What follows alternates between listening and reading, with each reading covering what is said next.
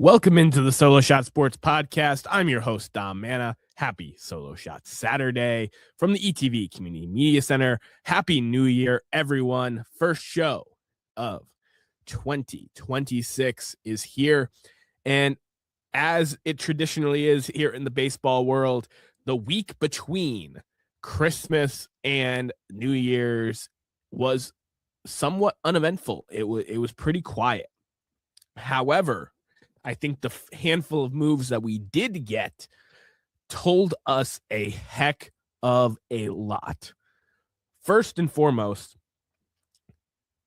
Japanese stud 27-year-old Tatsuya Amai, who has a great pitch mix, high velocity pitcher, ends up signing with the Houston Astros on a 3-year, $60 million contract, which with incentives has the ability to get to $64 million with an opt-out after each year. Tatsuya Amai, like I said, 27 years old, real chops of a number 2-3 starter. Maybe not a true ace like Yamamoto when he came over, or the upside of an ace like Sasaki, but he's a front of the line to mid-rotation arm projectably. All the numbers under the hood seem to say that. People are saying he might be the highest paid pitcher this offseason, more than Framber Valdez, TBD. More than Dylan Cease, not even close. And the Astros, a team that is losing Framber Valdez, no longer has Justin Verlander. Hunter Brown has become the ace of the staff. I was talking about Murakami being the steal of the offseason. I just didn't expect Major League Baseball to completely overlook and undervalue these Japanese stars coming over. Amai, I think, is going to be very impactful for the Houston Astros. I think he has a really good chance to be the American League Rookie of the Year, pitching in a pennant race. And I just absolutely love the deal for both sides because Amai has the ability to prove himself in the States and hit free agency at 28 years old. And like Murakami does, but he also is getting $20 million a year. So he's getting respectable AAV money. So I really liked that deal for the Astros. I'm excited to see what Amai brings to the table. And I'm just blown away that there were some people out there saying that he was going to get $150, $200 million because of his age and because of the projectability of his pitch mix and the control and the velocity. Ends up getting basically a prove-it deal in the big leagues before his posting fee is over. And, you know, I talked about Murakami being the highest upside, best deal of the offseason. Amai challenges it. And shocking to, I think, everybody is that Akamoto ended up getting the most total dollars out of the three of them. So the Pittsburgh Pirates ended up making another splash here to improve their offense. Kazuma Akamoto, who is a third baseman / first baseman / corner outfielder, ends up going to the Pirates. And one, I didn't see that coming until late in the game when there were reports that it's between the Angels and the Pirates. So no real contender was interested in Kazuma Akamoto's services, despite him actually doing very good against velocity. And it's a 3-year deal for $64 million. He's going to replace Brian Hayes' spot at third base. Has been a glaring hole. He has some pop. He's a very good hitter. And he has defensive flexibility. If they need to throw him at first base for a game, or they need to throw him in a corner outfield spot, or they want to DH him, want to give someone else the day off DHing or on the bench, Akamoto can move around. And for him to get, I know Amai's bonuses have the chance to get there, but for him to get more total dollars than Tatsuya Amai, for him to get more total dollars than Munetaka Murakami, and for him to get that from the Pittsburgh Pirates is, to me, unbelievable. The Pirates have now taken a third of their lineup, which was one of the worst in baseball last year, and they have improved it with Ryan O'Hearn, with Kazuma Akamoto, and with Brandon Lau. Those are three legitimate hitters. I'm not saying they're elites. I'm not saying that they're all-stars. I'm not saying any of those guys are going to win MVP. But they're quality hitters, which the Pirates have not been able to develop for many years. They have not been able to cultivate in free agency. And I'm really, really excited for the Pirates now. I think they're going to become a very popular wild card pick for some people. Some people might even pick them to overtake the division. I don't think that they're close to the Brewers yet, but they're trying to improve this team. And that is something that was not on my offseason bucket list. And every single move they make, I'm going to continue to give them praise. With Brandon Lau, I gave them some flowers.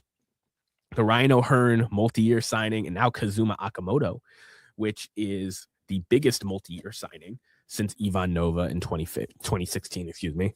So like this team is going to be improved next year. Doesn't necessarily mean playoffs, in my opinion, but they're going to be better. And if you can give Paul Skeens and his sub-2 ERA run support, you're talking about a guy that can win a decent amount of games in an era where wins have kind of went out the window for starting pitchers. So I really like this. But like I said, these couple signings, I know there was a couple smaller ones. These couple signings were the two big ones that happened over the last week. And I think that they tell a lot about Major League Baseball. And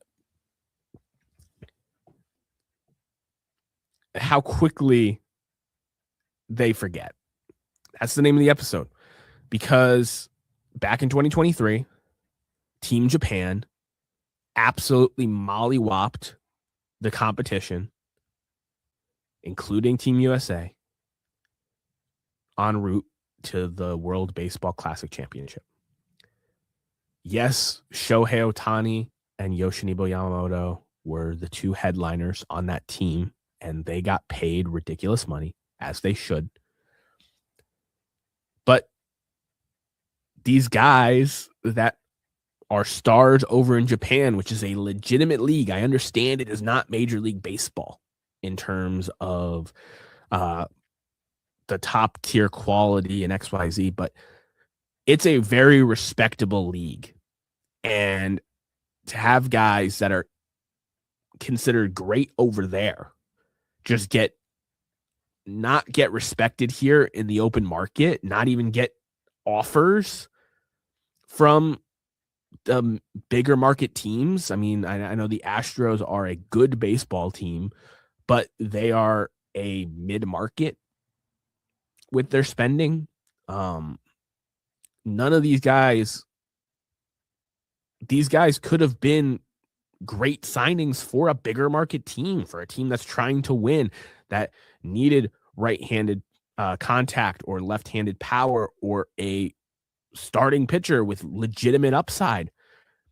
And I think that this lack of spending overall across the offseason, yes, there's been a handful of bigger deals for some proven guys, is all but signaling the fact that most GMs are expecting there to be a lockout in 2027.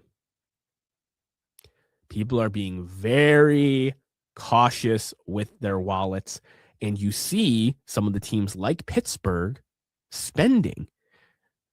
They can, by getting ahead of it now and doing it now, they can say that they are spending more to try to give their young pitching staff of Paul Skeens and Bubba Chandler and Jared Jones and Mitch Keller run support and try to improve their team. Their offense is the problem, quote unquote.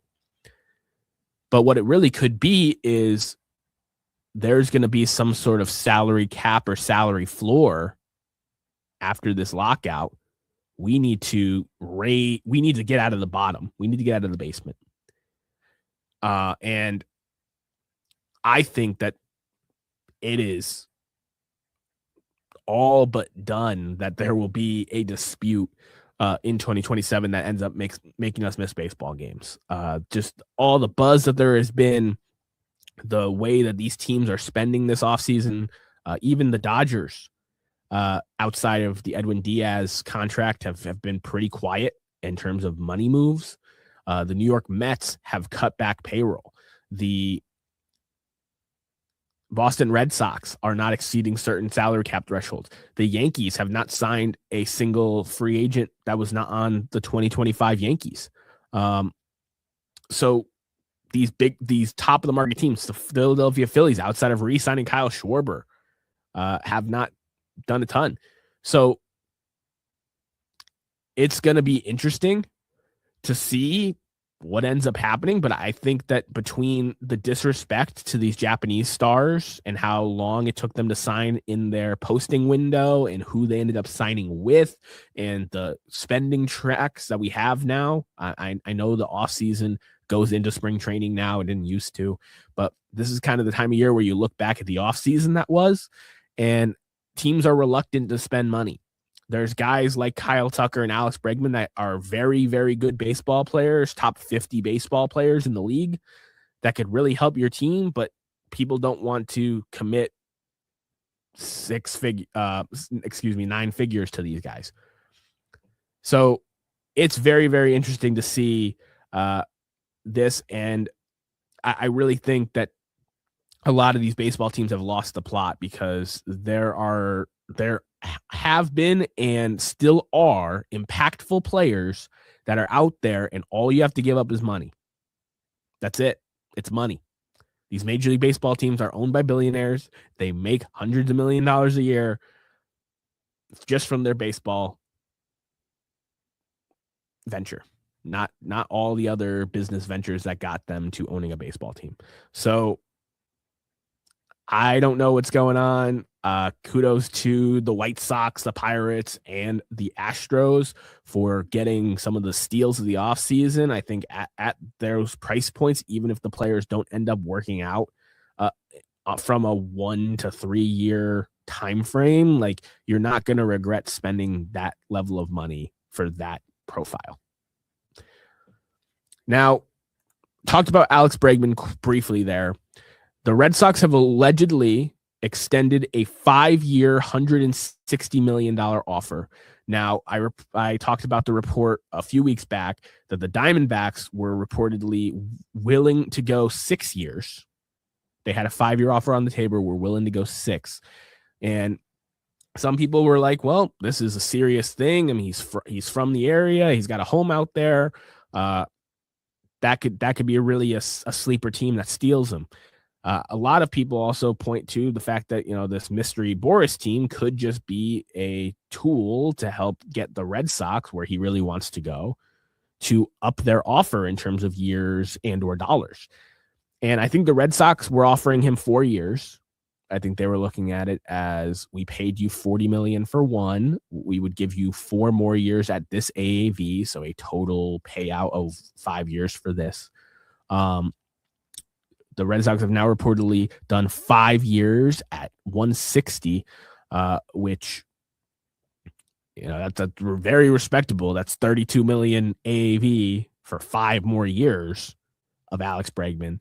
I don't know where the Diamondbacks are. I was expecting the Phillies to be in play for Bregman. I thought, if you're talking about culture changes and wanting to shake things up, and this core of the Phillies not getting the job done and getting bounced earlier and earlier each year after a World Series, after a pennant in 2022, I thought for sure that they'd be going after Alex Bregman to replace Alec Boehm at third base and bring in another winner, a guy that makes the playoffs and plays the game the right way. They haven't been rumored to him at all. The Tigers are allegedly still interested. The Cubs have allegedly met with him. But those two teams, I don't think, are going to be in the 5 to 6 year, $150 million plus range. So really, it's, what does the Diamondbacks offer? Do the Phillies get involved late? Or the Yankees or the Mets, I guess, could, based on how they've been spending this offseason. I don't think either of them will. Or will he go back to the Red Sox? Now, Jared Carabas of the Section 10 podcast talks about quite a bit how Alex Bregman wants to win, first and foremost. And secondly, he wants to put himself in a position to be successful and to build a Hall of Fame resume. Now, I'm not saying Alex Bregman can't be a Hall of Famer, but right now, he is not on pace for my milestones. He is someone who has a very respectable WAR total. Excuse me. Of 43.1 through age 31. It's a good start. He had 3.5 WAR last season, hit 18 home runs. He has 209 career home runs and 1,250 career hits. So if he signs a 5-year contract with the Diamondbacks or the Red Sox, because that is what's reported has been out there, for him to get to the rule of 2,000 hits, which I think is going to be very important with the baseball writers going forward, he would have to average 750. He'd have to have 750 more hits in 5 years, which is 150 hits a year. Last year, he missed time at 118.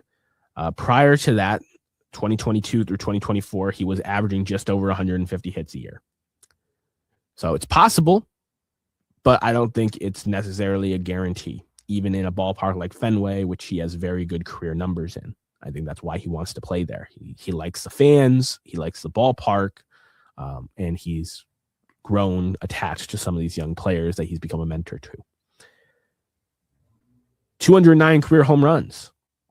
So he is 91 away from 300, which I think would be a nice number to shoot for, a nice round number. 91.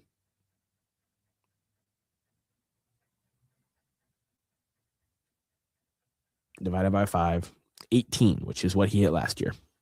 So essentially, he would need to accomplish, over years 32 through 37, he would need to do what he's done from age 28 through 31. Far from a guarantee. He has 758 runs scored in his career and 725 RBIs. So I think if he signed the 5-year contract, he'll have over 1,000 in both those categories. Hopefully he can make another all-star team or two, maybe win another Gold Glove, things that could help him in his trophy case. I think if he was able to win somewhere, win a World Series outside of Houston, it would also really help his Hall of Fame. But his Hall of Fame hopes, and the Red Sox hopefully are building a World Series contender right now. So it's going to be interesting, but the Alex Bregman signing is a huge impact, because if he ends up leaving the Red Sox, that's a huge culture change for their organization, but it also would be a huge culture change for the Arizona Diamondbacks or for the Philadelphia Phillies or for another mystery team that gets involved, because he's a winning player. And while he might not necessarily put up MVP type numbers or end up building a Hall of Fame resume statistically, what you can't put on the back of the baseball card is the leadership and the experience that this man has. And I think that these culture changes across the league have been happening. The Mets kind of flushing the toilet on all the Wilpon guys from the previous administration and taking the organization in another direction. I think mainly by cutting payroll this year to not get the luxury tax penalty. And then I think next year, after the lockout's resolved, they'll be willing to spend money again. But wherever Bregman goes, Philly, Boston, Arizona, he's going to make an impact in the clubhouse, in the locker room, and on his teammates. And that can't be measured for his Hall of Fame case. So very, very interested to see with these culture changes across the league, teams that are trying to improve and win baseball games, trying to improve in the long term, in the short term. Some teams that are punting for a year or two here with the lockout looming. There is things that aren't measured in the stat sheet that are also impacted in the culture. Here at the Solo Shot Sports Podcast, we throw it back down the third baseline to this day in baseball history.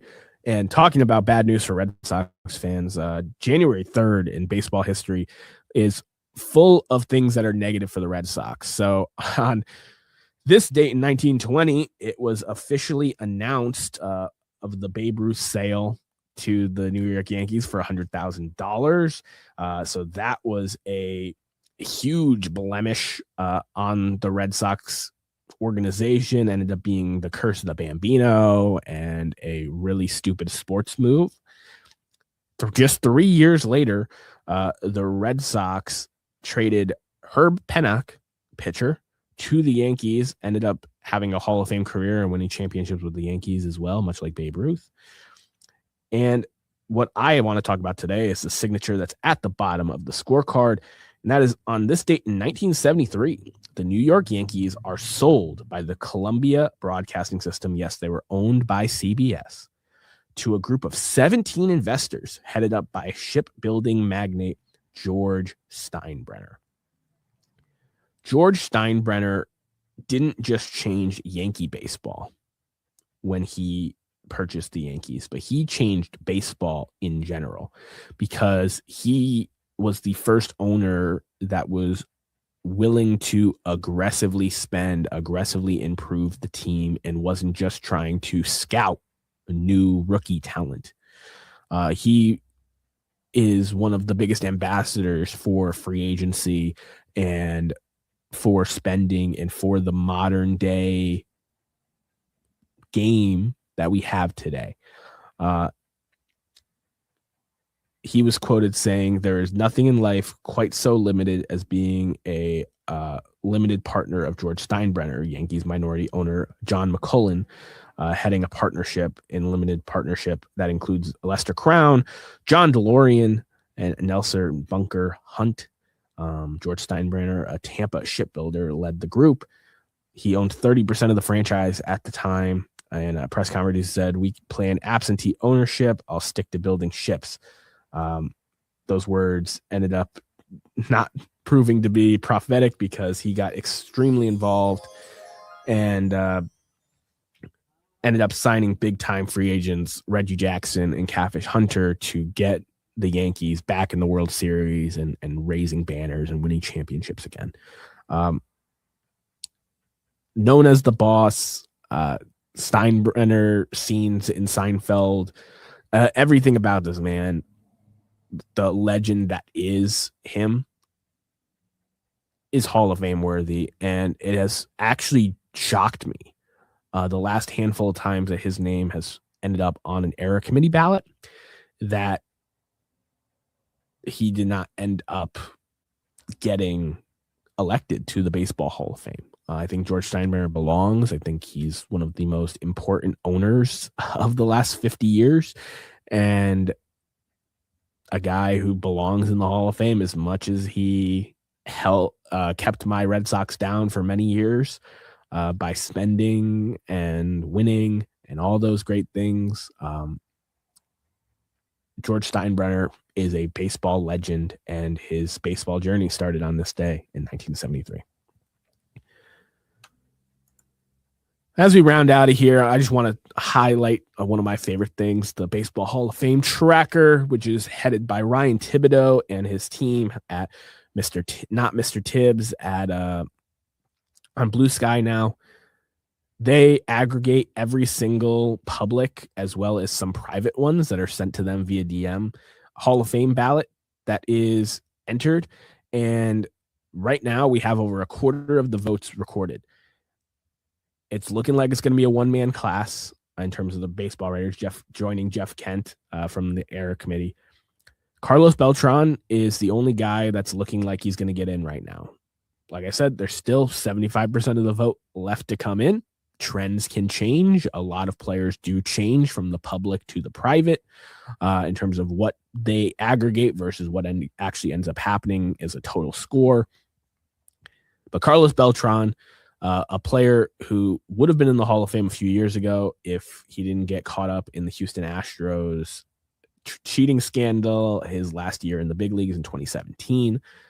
Carlos Beltran is one of 9 players in the history of the game to have over 300 home runs and over 300 stolen bases. His combination of power and speed is already rare.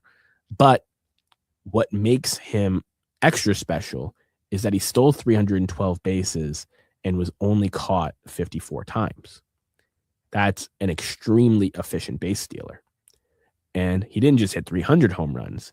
He hit 434, which is the third most all time by a switch hitter, behind only Mickey Mantle and Eddie Murray, who are both members of the 500 home and Chipper Jones, excuse me. So he's fourth all time by a switch hitter in home runs. All Hall of Famers. Played a great defensive center field, and as a kicker, on top of this 70 WAR, 2,700 hit, 400 home run, 300 stolen base center fielder, he was also big in the biggest moments.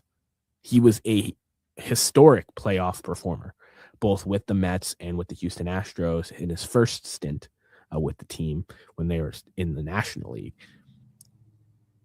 Carlos Beltran, to me, was a first ballot Hall of Famer. He's arguably a top 10 center fielder of all time, which is one of the most stacked positions in baseball history. If you ever want to look at the Jaws leaders there, a lot of great baseball players that ended up playing center field in the big leagues. He is a Hall of Famer and will belong. Carlos Beltran and Jeff Kent isn't necessarily the most exciting duo in terms of getting fans there and the general public, like the more casual fans caring. But two guys that both have belonged in the Hall of Fame for many years and are finally getting that honor. But I think the most important thing with the Hall of Fame tracker is from right now, where we know 26.4% of the vote, to the election on January 12th, the announcement, seeing what the guys that are on this pretty wide open ballot. I think it's one of the weakest ballots we've seen in years in terms of just obvious Hall of Famers. It's a lot of guys that are more on the borderline or in my opinion, below the line. Seeing what kind of ground they're able to make this year to build towards that 75% threshold for election, which is still the hardest Hall of Fame of the four major sports to get into. Us Hall of Fame nuts, we care and nerd out about that stuff, whether it be Andy Pettit, Cole Hamels, and Felix Hernandez on the pitching side, seeing what kind of percentages they do, seeing the gains of Andrew Jones heading into his 10th year on the ballot to make sure he can get elected. Chase Utley, David Wright, Dustin Pedroia. There's a ton of guys that you're just interested to see in this opportunity where there's not necessarily 10 slam dunk guys to use all your votes on. Who ends up building a case over the years here? Francisco Rodriguez and Torrey Hunter, I think, are both extremely overlooked and should get more love on a ballot like this. So there's a lot of great players. If I had a vote for the BBWAA, I'd only be voting for 5 guys. I'd vote for, like I said, Francisco Rodriguez. I'd vote for Torrey Hunter. I would vote for Bobby Abreu, and I would vote for Andrew Jones and Carlos Beltran. To me, I have a pretty high standard for pitchers for the Hall of Fame, and hitters. To me, it's analytics and WAR matter, but the counting stats also matter. And there's very few hitters on this ballot that have over 2,000 career hits. I'm voting for 4 of the guys that do. I think there's only 6 or 7 players on this ballot that have 2,000 plus career hits. And I'm voting for half of them. So it's really, really cool to follow. I'll leave the link in the description so you guys can check out and follow. They update the spreadsheet, I believe, daily, and they post and aggregate all the ballots on their Blue Sky account at Not Mr. Tibbs. Appreciate each and every one of you for spending your Solo Shot Saturday with me. If you enjoyed the show, make sure that you like the video and subscribe on YouTube. If you haven't already, leave me a review on Apple Podcasts or Spotify if you're an audio-only listener. And make sure that you share this show with someone who loves the game of baseball as much as us. I'm Dom Manna, and I'll see you guys next week.